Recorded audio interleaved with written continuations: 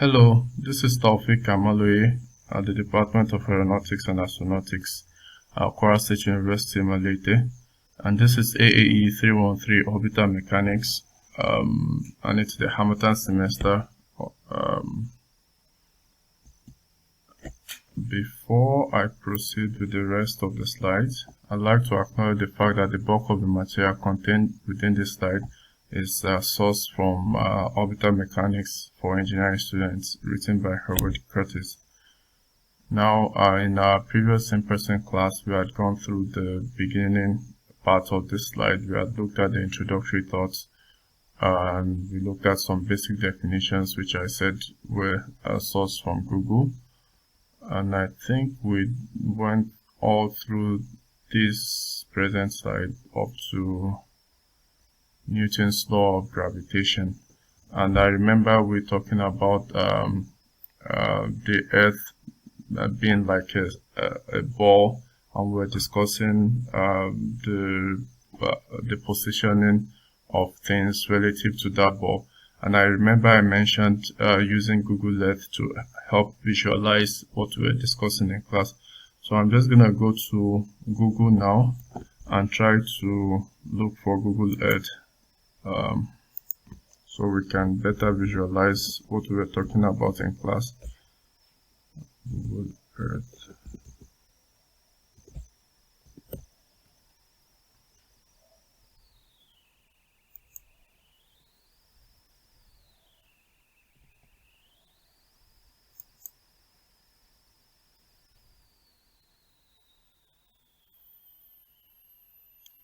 You guys can also try to do this on your PCs when you do have time. Yeah, so this is what I was talking about. The Earth, the globe, is like a ball flowing about in space. So the space, so we are essentially just floating about in space. You can see here, this is the map of Africa.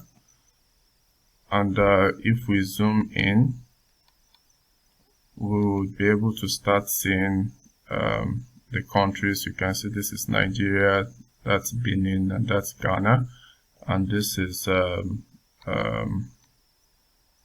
Atlantic Ocean there, and the configuration that the globe has now has it such that Africa is facing the sun, so the sun must be shining from somewhere here, so it's in daylight, and whatever is backing not facing the sun, that is a part of the globe on this other side, which is not facing the sun, is in the night time.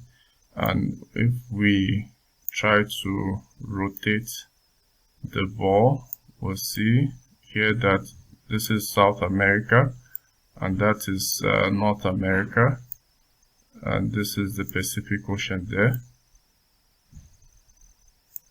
and that is Australia there.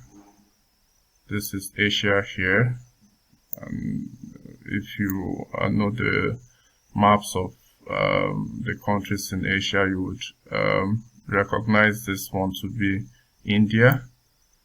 And so the world is like a ball, and we live on the surface, on the external surface of the ball.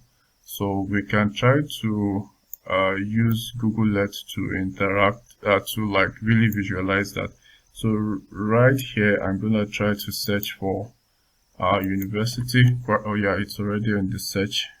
I think I searched for it once before. So now, yeah, you see.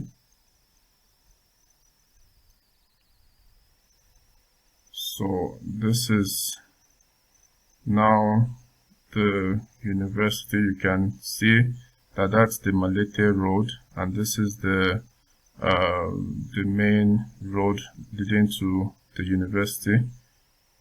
I don't think we have the capability of 3D, like the street view is here for Kwara State University, Malete, but we can try to pan I'm moving to the university. You can see that's the roundabout in front of the gate of the university, and you would be able to see, yeah, the College of Engineering here. Then I think the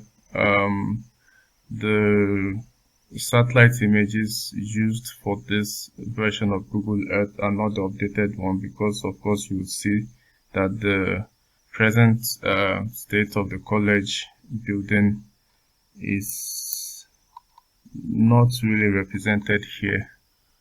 But it's interesting to see this, and I'm sure you're able to appreciate now the fact that we as human beings are actually living on the surface of the earth. And so if we zoom out, it's like we're flying right from the surface, and we're flying straight into the sky. We can also try to look at some other places. Yeah, that's Ilorin here. So this is Ilorin here.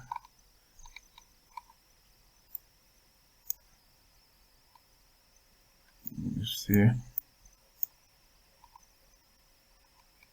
So all the cities and the countries are just on the surface of the earth. You see, that's the Ilorin International Airport.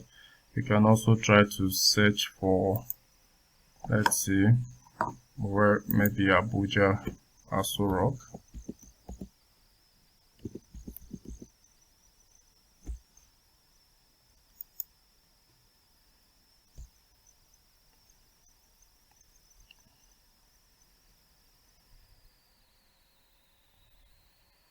Yeah, you see, that is the Aso Rock in Abuja.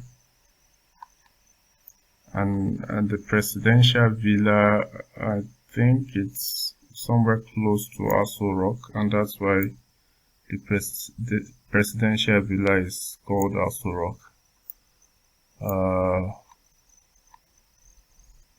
Well, that's Abuja as well. Maybe we should try to look at something on a different continent. Let's look at Georgia Tech in Atlanta.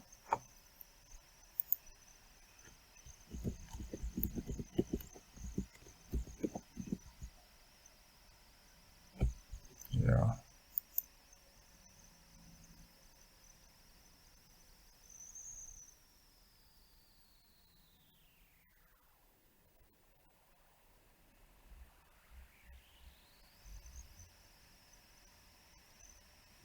So, this, I think we might be able to have a street view. Yeah. But the good thing about this Google application is the fact that it really brings everything into life. Like it feels as if you are actually visiting these places, and it's hopefully helps in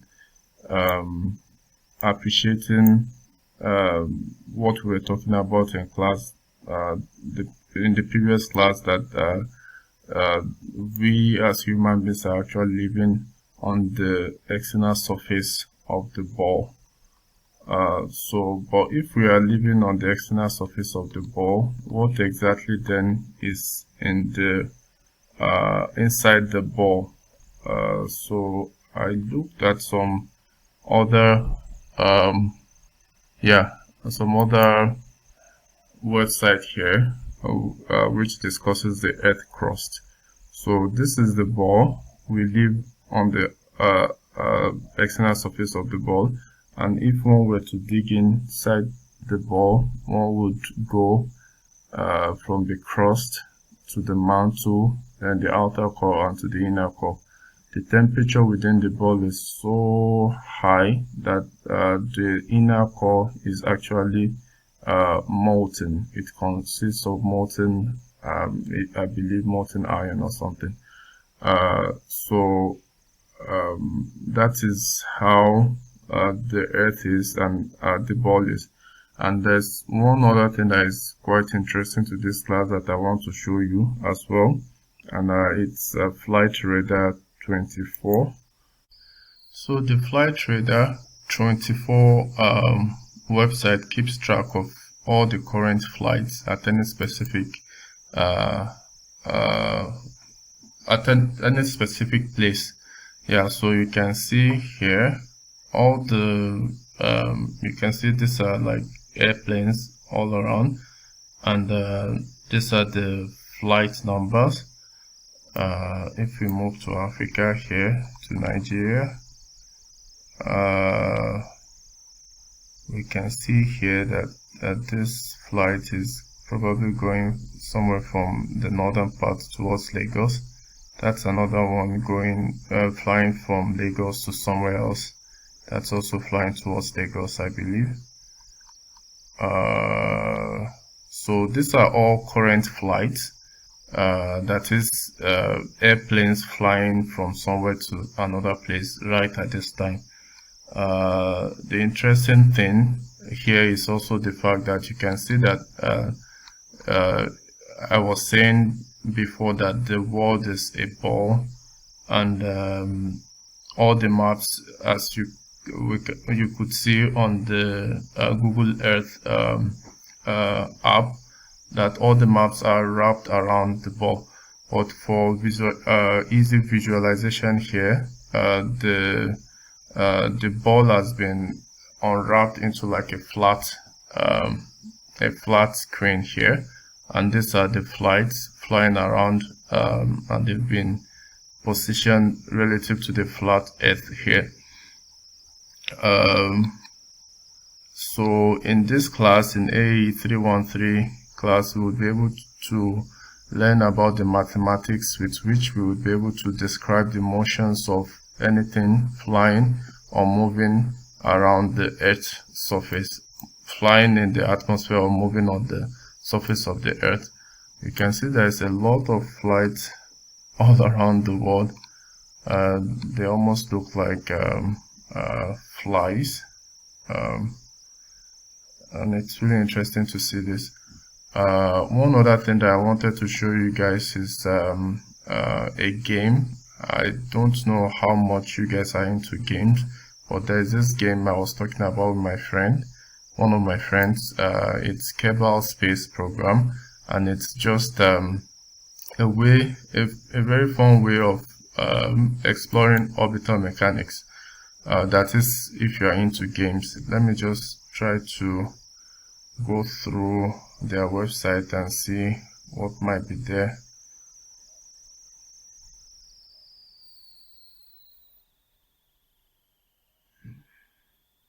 Yeah, it's not free. You would have to buy it, but I think it's not that expensive too.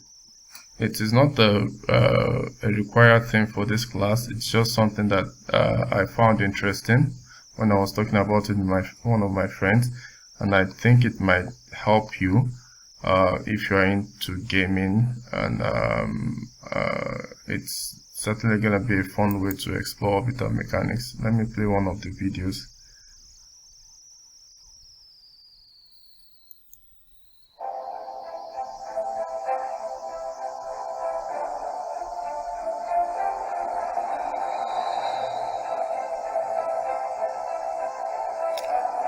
I'm sure the sound from this video is not playing, and that's because the app I'm using to record this presentation, the version that I have does not pick the audio from the PC, so it only takes up the narration from the presenter.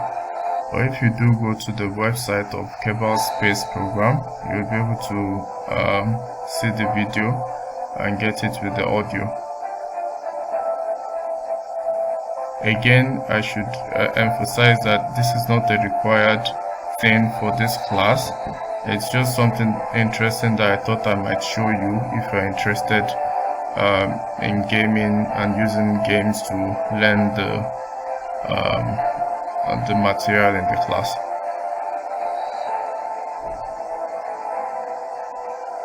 So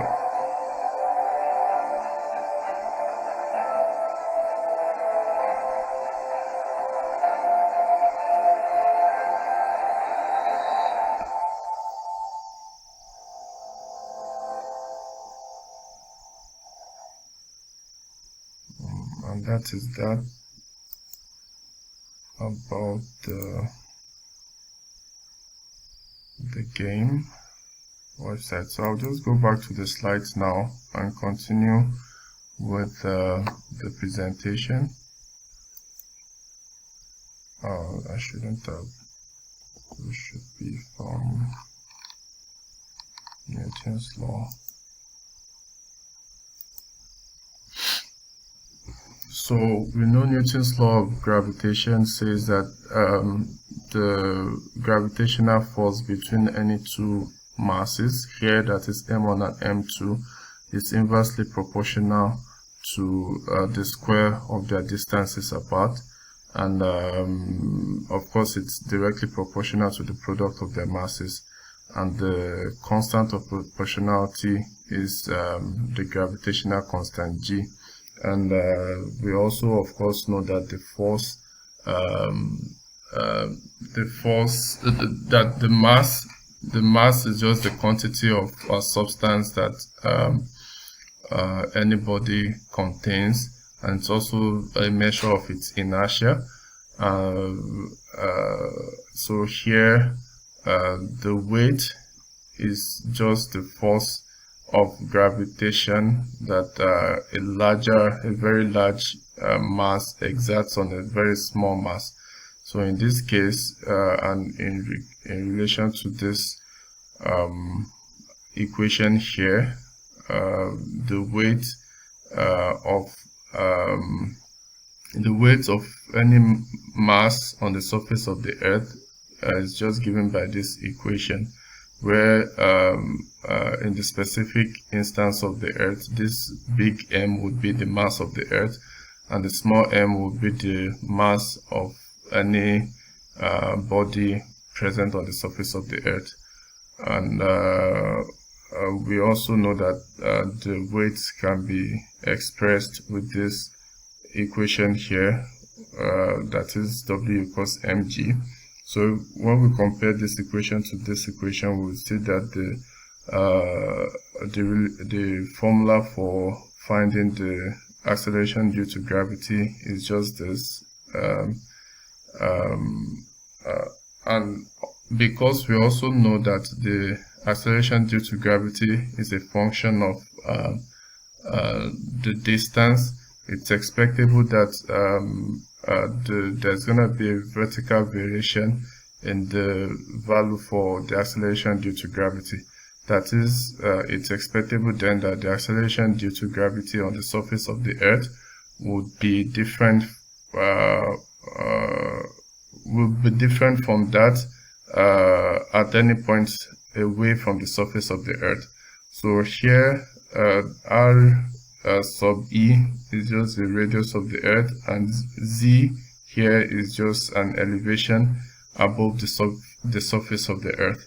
So if we use this equation to express the acceleration due to gravity on the surface of the Earth, and also at some distance re plus z away from the surface of the Earth, and we equate the constants here, that is g times m, we equate them to in the first equation to that in the second equation, we'll be able to get through to this equation here, which gives a relationship between the gravitational acceleration at any point on the surface of away from the surface of the Earth to that at the sea level, to that evaluated at the sea level.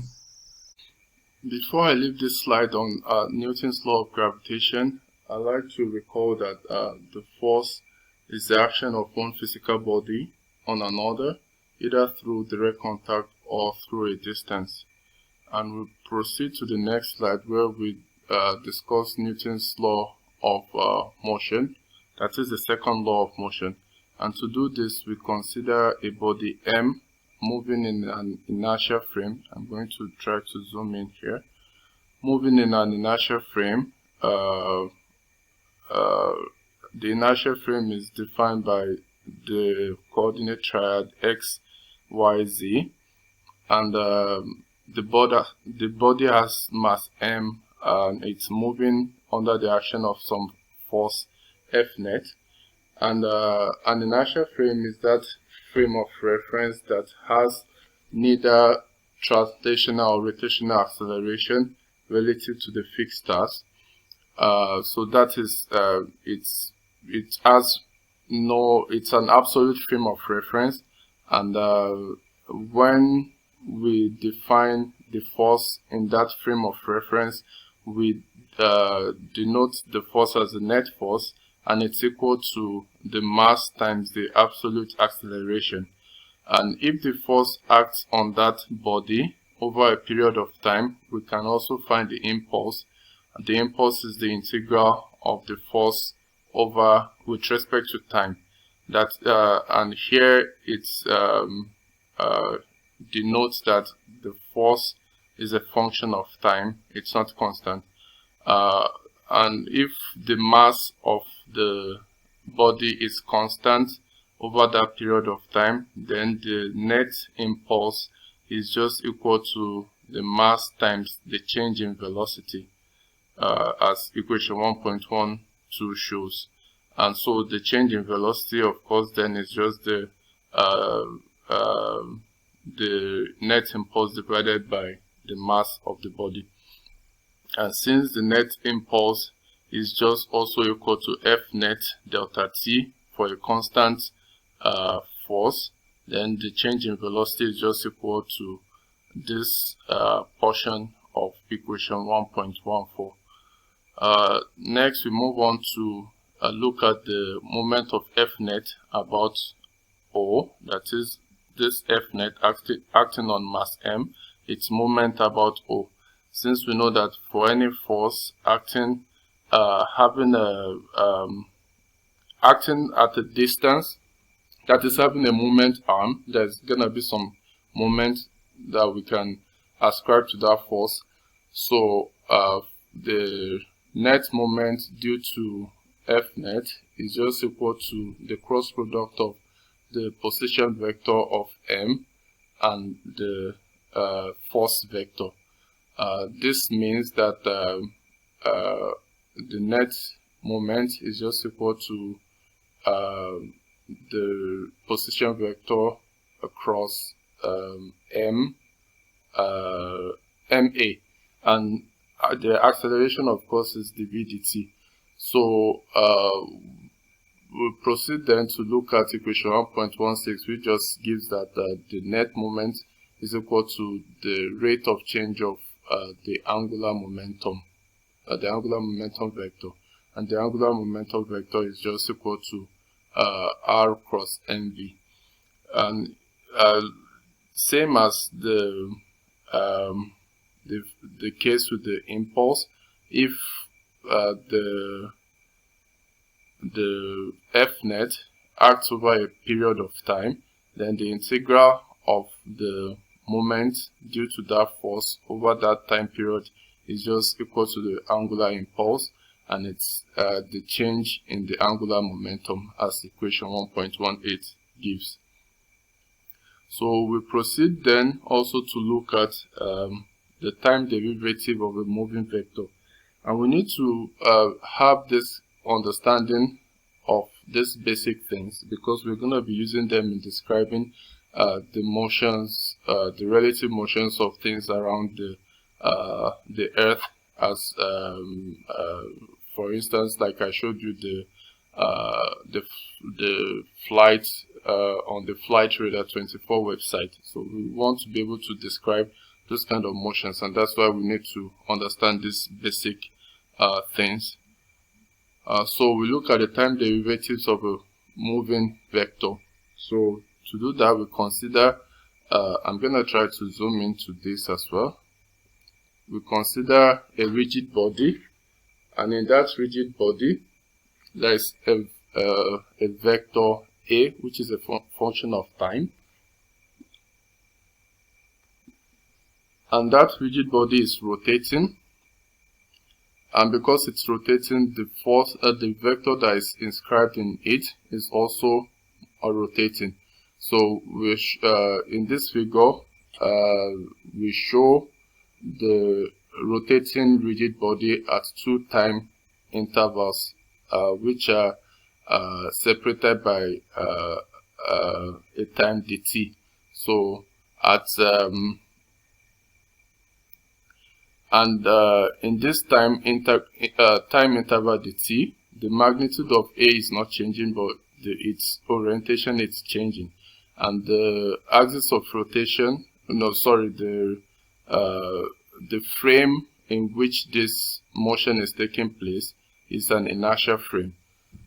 So according to Leonard Euler, one of his theorems, there exists a unique axis of rotation about which B and thus the vector A, which is inscribed in it, rotates during the time interval dt.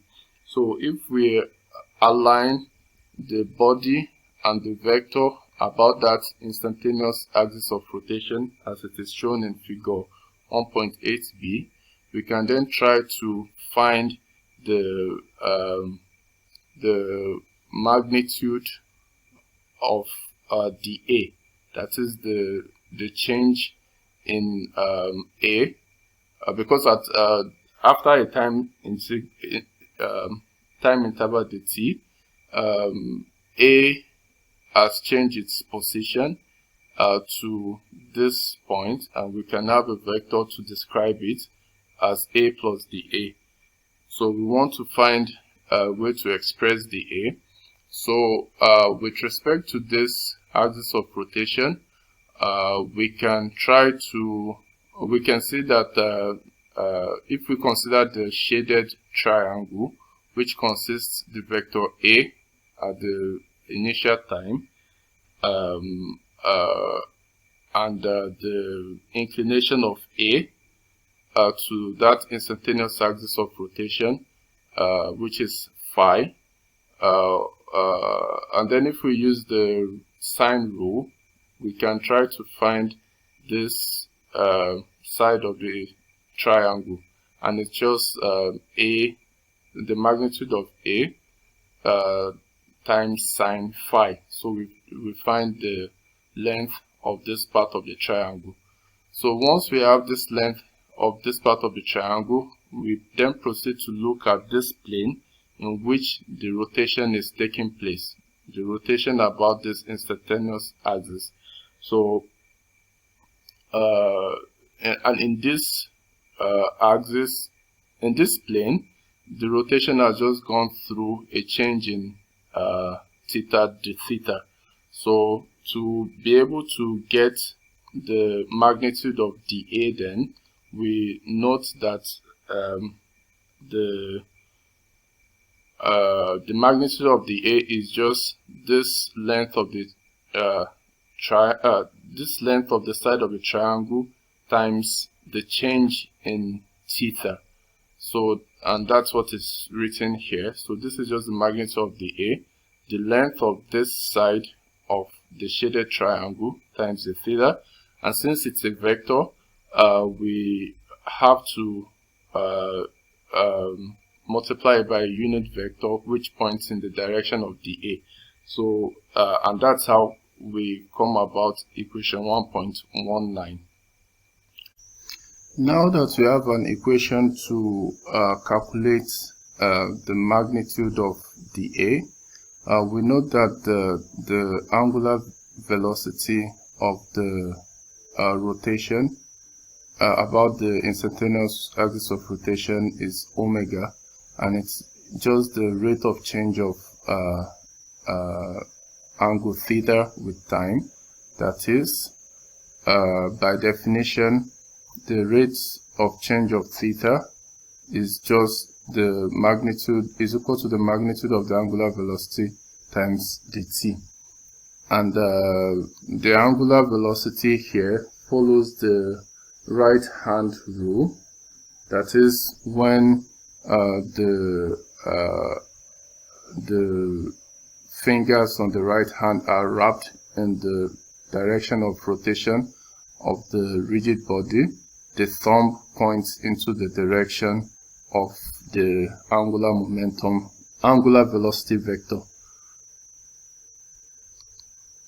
And so from by definition again, the theta equals the magnitude of angular velocity times the t.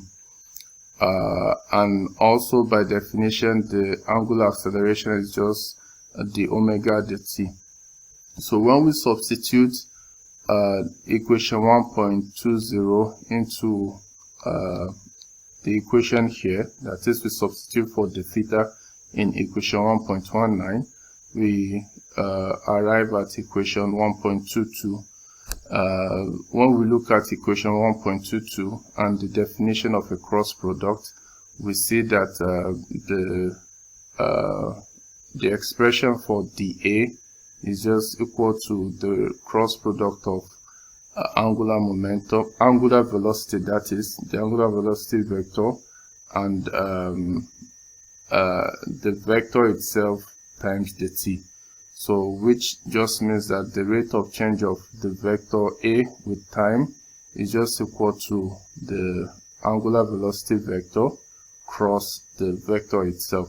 So this is an equation which can be used to compute the time derivative of any vector of constant magnitude. We're going to be using it in some of the subsequent slides. But before we proceed to use it, we have to also look at the fixed and moving rigid frames of reference. If we look at figure 1.9 here, we see that we have an inertial frame of reference, which is a rigid one, denoted the x and y z coordinates of that inertial frame are denoted with the capital letters, and the symbol here, when you see it positioned against any axis, it shows that that frame of reference is an inertial frame of reference. Again, an inertial frame of reference is a frame of reference that has no translational or rotational motion relative to the fixed stars. So in this figure, we have an inertial frame of reference, and then we also have a rigid moving frame of reference. The rigid moving frame of reference can have some kind of arbitrary motion where it's translating or rotating freely, or it can also be bound to a body like an airplane or a ship or a car. When it is bound to a body in that manner, it is called body frame of reference, and the axis associated with it are then called the body axis. And here we denote the coordinates of that frame of reference with the small x, y, z letters. So now we are interested in expressing kinematic quantities with respect to the inertial frame of reference as well as the moving frame of reference.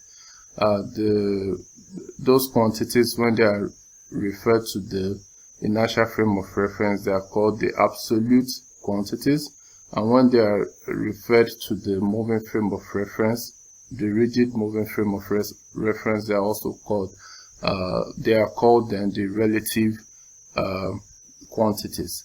So moving forward, we want to look at the positioning of a vector q with respect to the rigid moving frame of reference, the body axis, and the inertial frame of reference.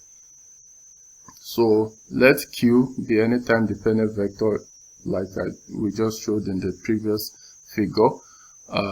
In the inertial frame of reference, it can be expressed with this equation here.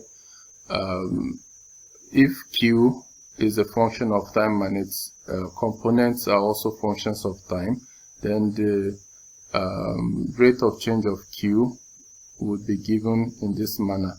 Note that because it's the inertial frame of reference is not changing with time, there is no time derivative of I, j, and k. So the vector itself is the only time variant quantity. So that's why we have dq dt to be given in this expression. But relative to the moving frame of reference, q can also be expressed in this manner in equation 1.26. Note that the I, j, k unit vectors are denoted with the smaller letters because it's the body frame of reference. So here, since both the components of q and the unit vectors of the moving frame are functions of time, the rate of change of q with time is found using the product rule. That is to find the q dt, we first keep the unit vectors constant and then differentiate q with time, the components of q with time. We have these expressions here, and then we keep the components of q constant and then differentiate the I, j, k of the moving frame of reference with time. So we have equation 1.27 then. And then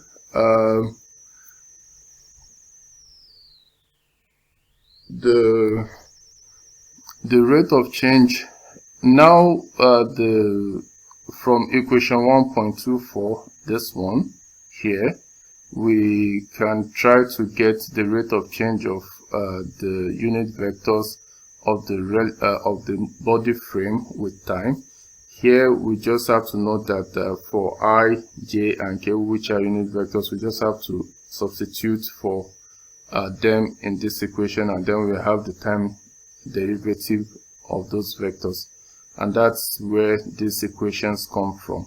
So here the absolute angular velocity is just the big omega, and so if we use these expressions in this expression for dq dt, that is, we substitute for the I dt, the j dt, and the k dt, then we simplify the expression further. We find out that the q dt is just equal to this expression plus the angular velocity, the cross product of the angular velocity and the vector itself. So that is, we have equation 1.28, and the q dt relative is just the rate of change of q with time in the body frame of reference. And then we can go further to find the second differential of q, and when we do that, we find that we also have to have a relative the second differential in the relative sense, and then we have the omega dt cross q plus omega cross the q dt. And so now, using equation 1.28, that is this equation here, we use it for the last term in this equation. That is, we substitute for dq dt here, and we also note that the second differential of the q dt in the relative sense is given by equation 1.31 here.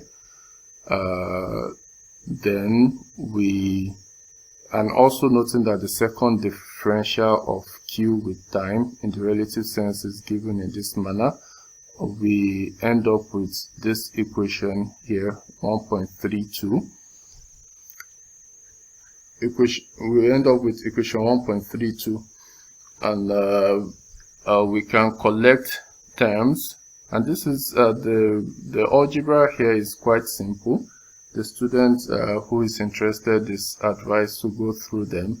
It's quite simple. It's just a matter of collecting like terms and rearrangement of some of the terms there. Then the second differential of q with time is given by this expression here. where omega dot is just the omega dt and is the absolute angular acceleration. And now we'll proceed to use this equation here and equation 1.28 to describe relative motion. Now we'll look at figure 1.10 here. I'm going to try to zoom in, where there is a particle P, which is in an arbitrary motion. Now we have two frames of reference, the inertial frame, which is non-rotating and non-accelerating, and then we have a moving frame of reference.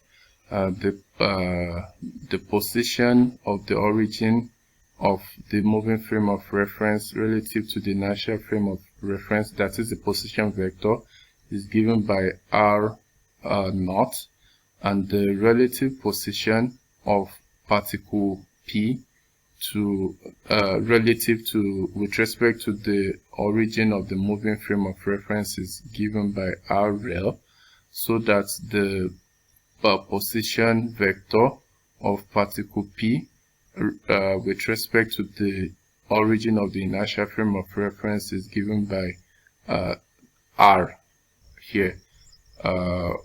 When that is already the case, then equation 1.33 describes r. That is, r is just the summation of r naught vector and r rel vector. The relative position vector r rel is in the moving frame of reference is just given by equation 1.34 here. So to find the velocity vector, then we differentiate equation 1.33 with time, and here we note that v naught, then we have equation 1.35 for the velocity vector. Here we know that v naught is the rate of change of r naught with time, and it is the absolute velocity of the origin of the small xyz frame, that is the origin of the moving frame of reference. And recalling from equation 1.28 that the rate of change of the vector with time is given with this expression, then that means we can express the rate of change of the relative position vector with time in this manner here. vrel, that is the rl dt equals vrel plus omega cross rl. And then we move forward. To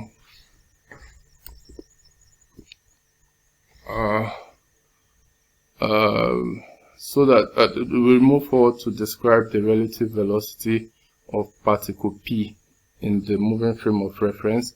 We just note that if assuming x, y, and z are functions of time, then vrel is just given as in this expression here.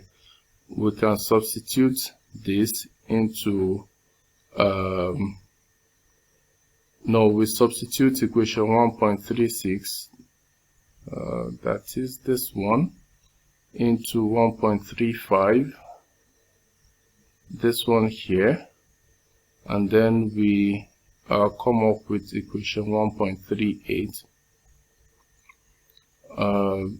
Then this is we have a formula we can use to describe the relative velocity of any particle in a moving frame of reference relative to an inertial frame of reference. And then we can proceed to also derive a formula to describe the absolute acceleration of particle P. We just note that the absolute acceleration is equal to the acceleration of the origin of the moving frame plus the second differential with time of the relative position vector. And using the previous equation, equation 1.32, that is this one here, we can try to find the expression for the second differential of the relative position vector with time, and it's just equation 1.40. We also note here that VREL equals the RREL dt in the relative frame of reference, and the the relative acceleration vector is just the second differential of the relative position vector with time in the moving frame of reference. And also, then when we put these expressions into equation 1.39, we end up with equation 1.42, which is called the 5-term acceleration formula, obviously because it contains 5 terms. The fourth term, that is this one here, is called the Coriolis acceleration, and it is named after Gustave Gaspard de Coriolis, who was a French mathematician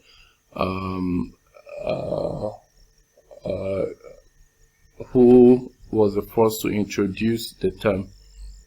So we proceed forward to look at relative motion with respect to the Earth's surface. Now we consider figure 1.11. I'm going to try to zoom in. So in this figure there are two frames of reference centered at the center of the Earth at sea here.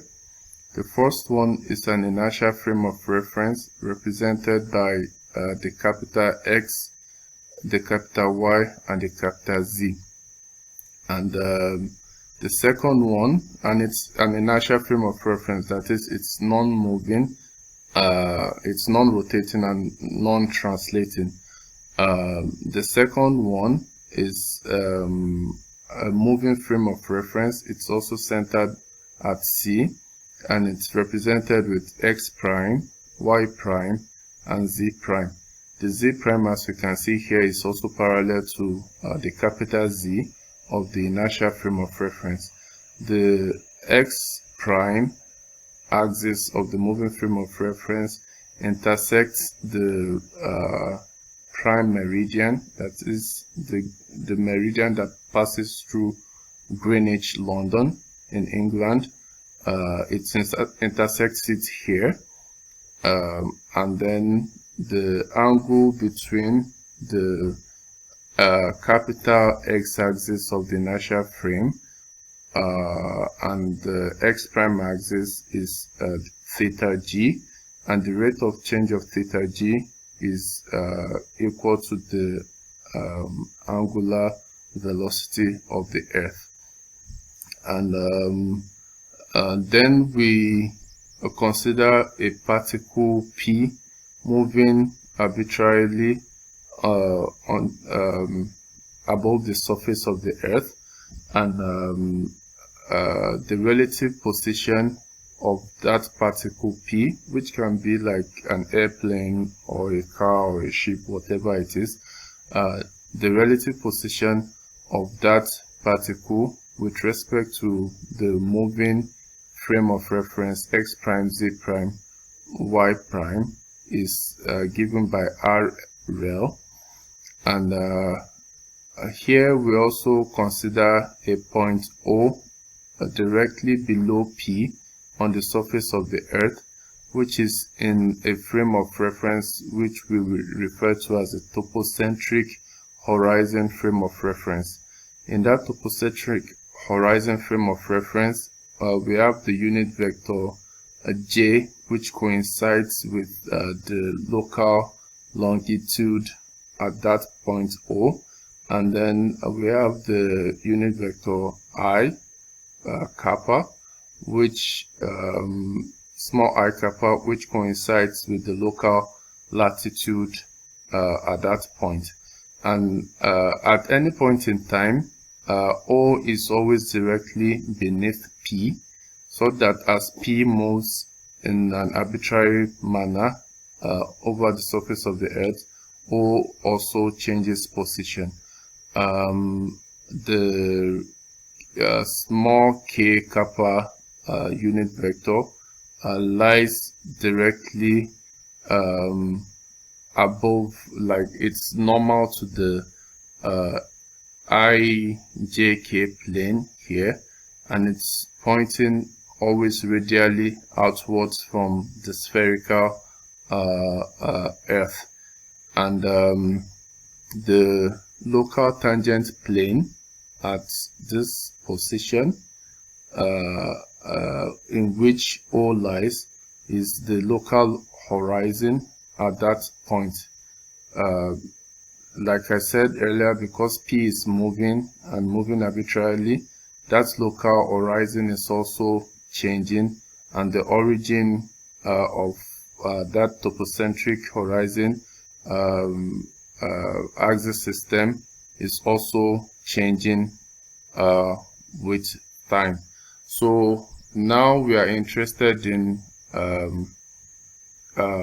I should also say before I move forward that we are denoting the longitude with big gamma, and then the latitude with phi, the longitude being the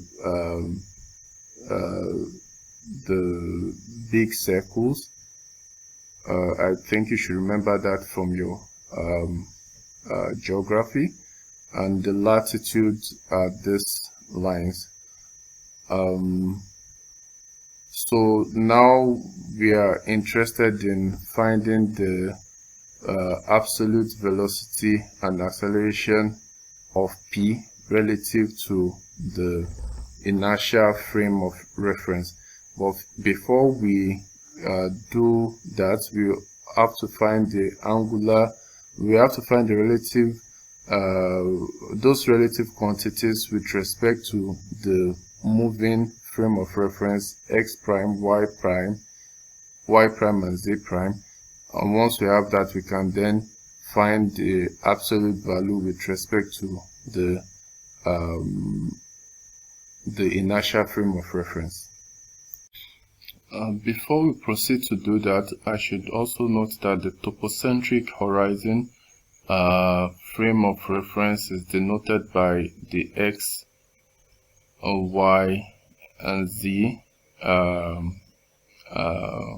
coordinate, and the unit vectors in that coordinate system are small I kappa, small j kappa, and small k kappa, where y then measures the distance along the Earth's surface in the direction of the local meridian, the local longitude, and x measures the distance on the Earth's surface along the local latitude, and k, that is z, measures the distance above the Earth's surface, and the positive sense of the coordinate system are shown with the directed arrow heads.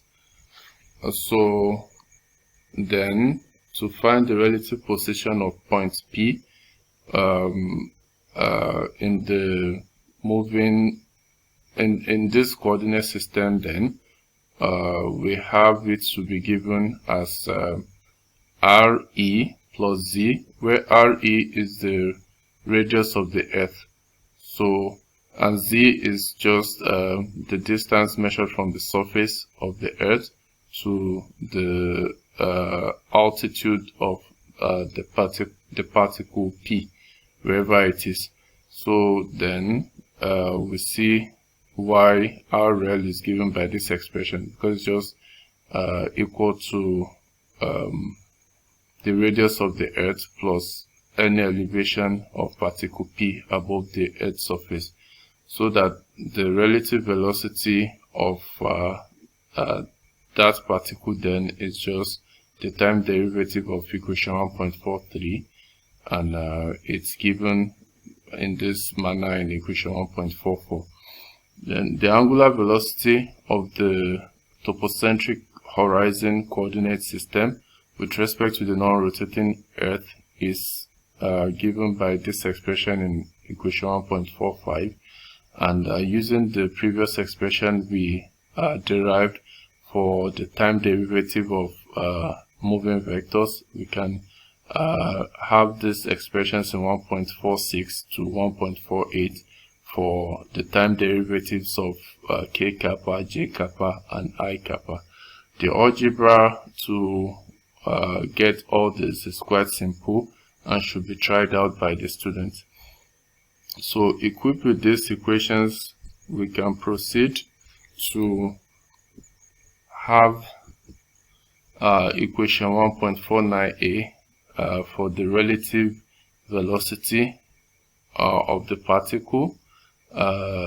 Here then we can substitute equation 1.46, that is this one here, 1.46 into 1.44. We substitute the k kappa dt into this expression here, and then we simplify, and then we note then that x dot, that is the rate of change of distance along the Earth's surface with respect to time, is given by this expression here, where this is the radius of the Earth, this is the altitude or the elevation, the altitude of particle P above the Earth's surface, this is the rate of change of the longitude, and this is the cos of the latitude, the local latitude at that point.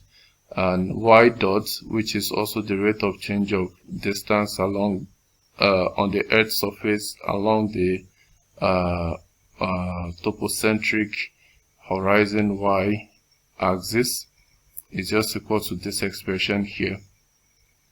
From this expression, we can then also have expressions for the rate of change of longitude and the rate of change of latitude with respect to x dot and y dot. We just make them the subjects of the formula here, the subjects of the formulas here, and so we have the expressions in 1.5 in equation 1.50 for those quantities. Then we can have the time derivatives of these quantities to be given with this expression here. Again, the algebra is quite simple and straightforward. The students should try to work them out.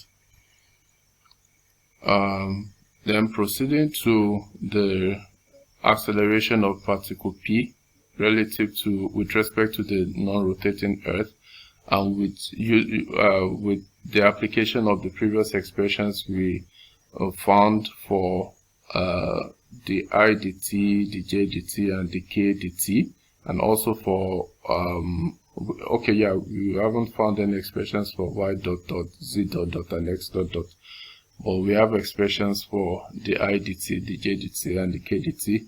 We can substitute them into, actually we do have expressions for x dot dot, y dot dot, z dot dot in terms of the rate of change of longitude and latitude. So we just take those expressions from the previous slides and then we substitute them into this expression for the relative acceleration formula, and then we also simplify and then collect terms to have equation 1.52.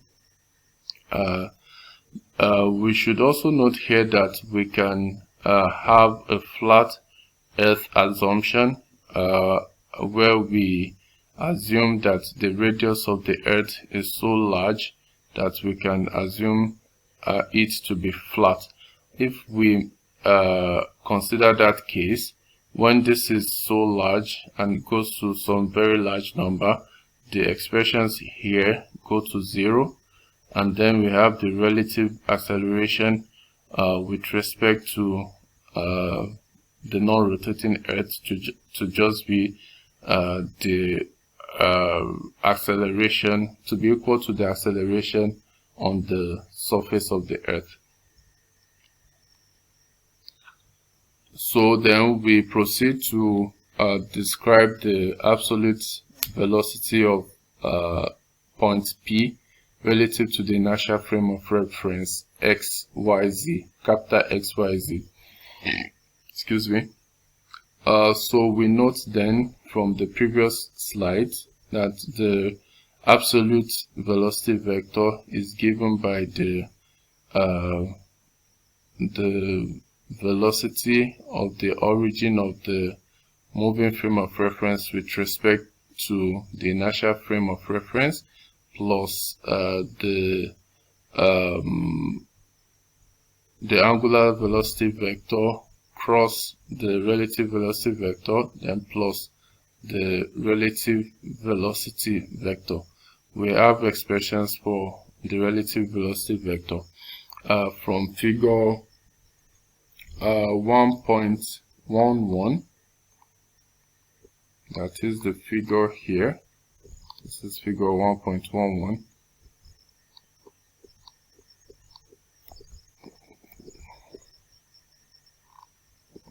We were able to gather that the unit vector capital K kappa in the big XYZ coordinate system, that is the inertial frame of reference, is given by the cos of the latitude in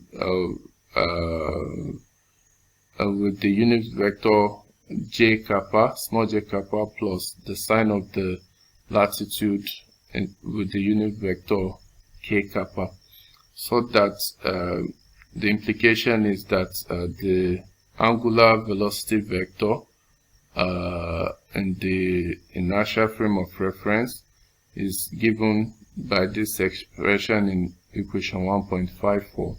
So if we go ahead and substitute this into 1.53, this should be 1.5. We substitute this into 1.53, and we also have I believe this should be 1.53 here, or let's see, 1.43. So this is 1.43 here. So we take this expression and we substitute it into this. Yeah, so we use this and expressions from 1.53. Oh yeah, I'm just a bit confused there. Yes, we substitute equation 1.54 and 1.43 as well as 1.49a into this expression. And here we also note that the relative velocity of the origin of the moving frame of reference with respect to the inertial frame of reference is 0, because they are actually located at the same origin. So there is no relative velocity then. So Vc is equal to 0. So when we substitute these equations into this expression, we come up with equation 1.55, which gives the absolute, that is absolute velocity vector of point P with respect to the inertial frame of reference.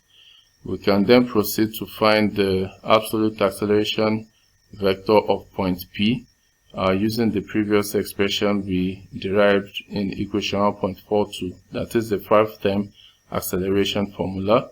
We also note here that the absolute acceleration of the origin of the moving frame of reference is equal to 0. That is omega dot is equal to 0. However, omega, that is the angular velocity of the Earth, is not equal to 0. It's just the angular acceleration that is equal to 0.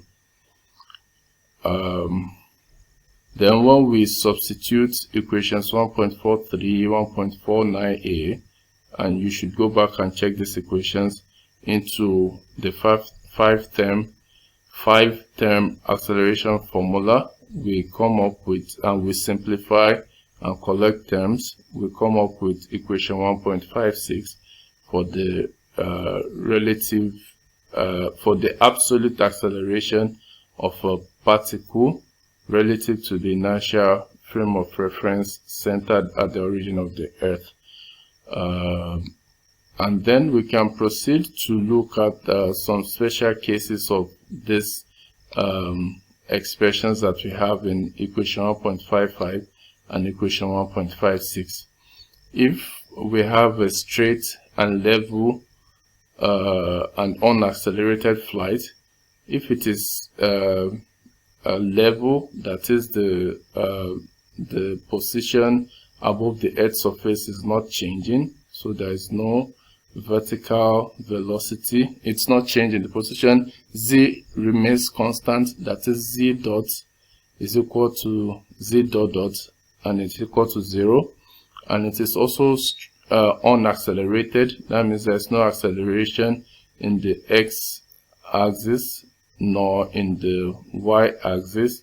Then all of this equal to 0 in these expressions here in 1.55 and 1.56. Then we have those expressions to simplify into equation 1.57a and 1.57b. We've just substituted 0 for z dot dot, z dot dot, x dot dot, and y dot dot in the absolute velocity and absolute acceleration vectors formula. And then we look at another special case where there is the flight is due north in the y-axis, and it is at constant speed and constant altitude. Again, z is not changing, so the differential with time, the first and second differential with time is equal to 0. Because the flight is due north, the x is not changing, so the relative. And then we'll look at a special case 2 where the flight is due north and it is at constant speed and altitude. That is, z is not changing, so the first and second differentials of z with time are equal to 0.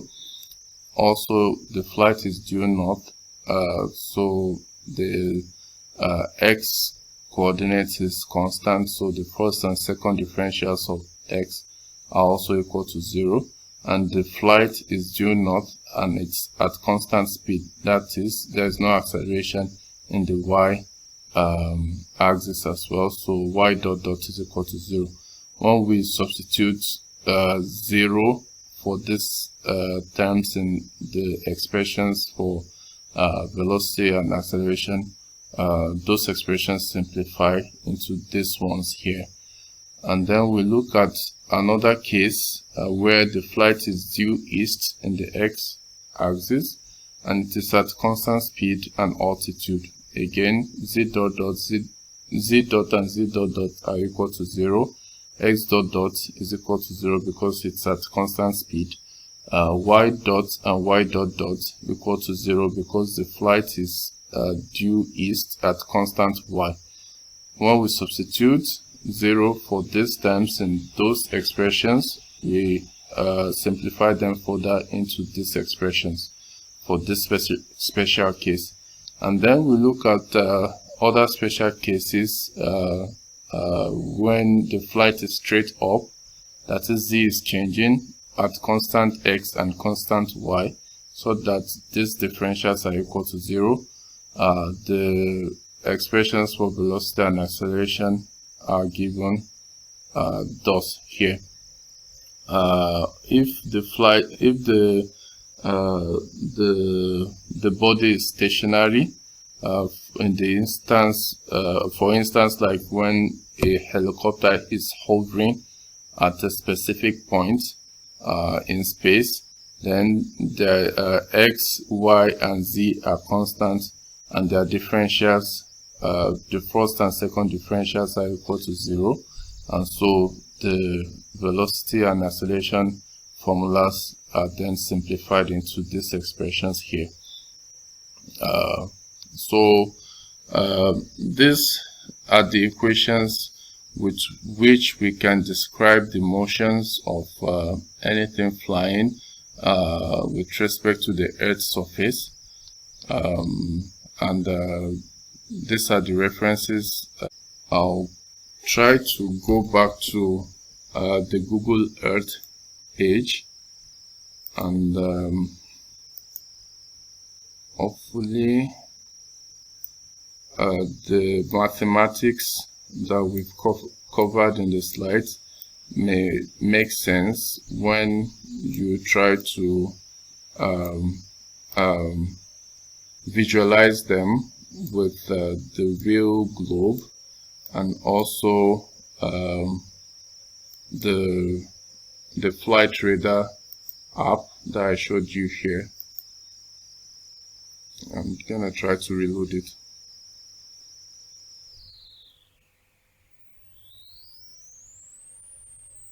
So those expressions can be used to describe the motions of any and each of these airplanes flying around the Earth's surface. In the next slides, we'll be looking at the two-body problem of orbital mechanics.